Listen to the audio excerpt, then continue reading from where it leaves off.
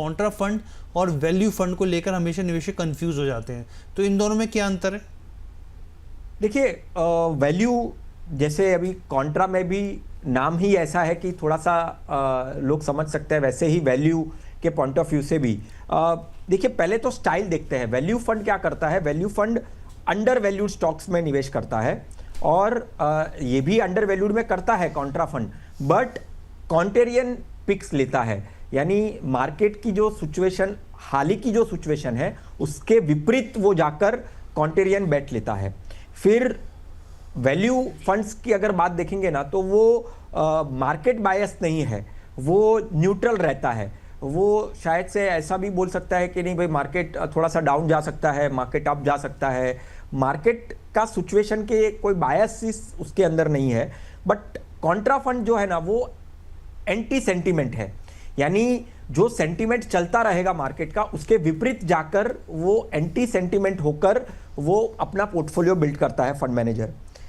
Entry point of view से सोचे तो डेफिनेटली वैल्यू फंड्स के अंदर आपको सस्ते स्टॉक्स मिलेंगे, और कॉन्ट्रा फंड में अगर आप देखेंगे तो मार्केट के विपरीत जाने वाले, मार्केट की उल्टी दिशा, यानी अगर ट्रेडिशनल अप्रोच देखेंगे तो भाई शायद से आज के समय में अगर हम बात करें तो टेक कंपनीज के रिजल्ट्स इतने अच्छे नहीं आ रहे हैं, तो टेक कंपनी के रिजल्ट्स अच्छे नहीं आ रहे तो शायद से ऐसा कोई बोलेगा कि नहीं भाई, टेक कंपनीज में निवेश करना चाहिए।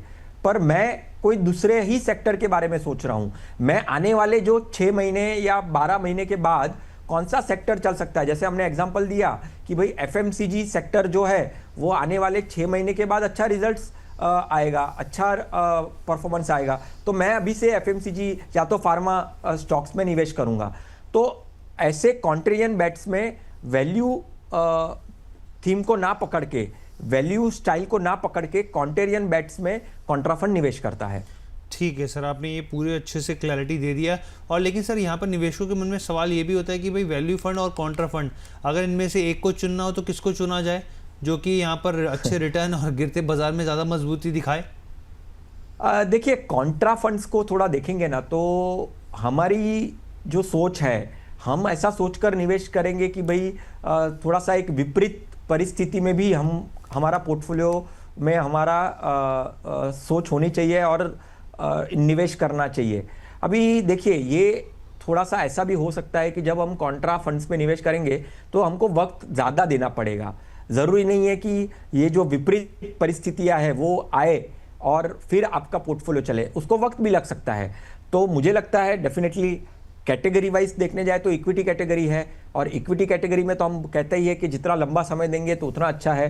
पर आपको अगर आपके पोर्टफोलियो में एक्सपेरिमेंट नहीं करना है, कुछ नयापन नहीं लाना है, आपको ट्रेडिशनल अप्रोच के साथ स्टिक रहना है, लगे रहना है, तो आपको कॉन्ट्रेरियन फंड या तो कॉन्ट्रेरियन स्टाइल या तो कॉन्ट्रा फंड में निवेश नहीं करना चाहिए, फिर आपको वैल्यू स्टाइल में निवेश करना चाहिए। क्योंकि वैल्यू स्टाइल ऐसा कह सकते हैं अभी ना चले, पर आने वाले समय में उसका जो अंडर वैल्यू प्राइसिंग के पॉइंट ऑफ व्यू से, fundamentally strong point of view से वो आगे जाकर चलेगा, तो फिर वो केस में आपको वैल्यू में डालना चाहिए। बट हाँ, विपरीत परिस्थिति आपको आपके पोर्टफोलियो में खड़ी करनी है।